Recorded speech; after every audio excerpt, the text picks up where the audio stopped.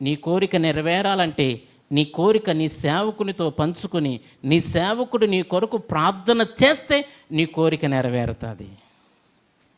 ఇది వాస్తవం, ఇది వాస్తవం.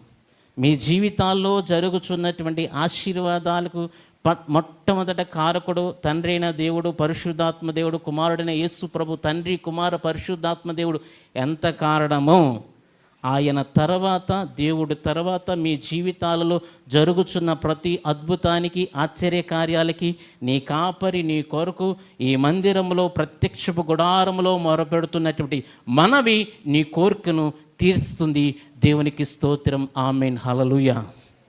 అయితే ఈ ఆత్మీయ ప్రయాణంలో, ఈ అరణ్య మార్గంలో మనము ప్రియ దేవుని సంగమ సేవకునితో వెళ్ళాలి, సంఘముతో వెళ్ళాలి, సంఘ కట్టుబాటులతో వెళ్ళాలి, సంఘ నియమాలతో వెళ్ళాలి, సంఘం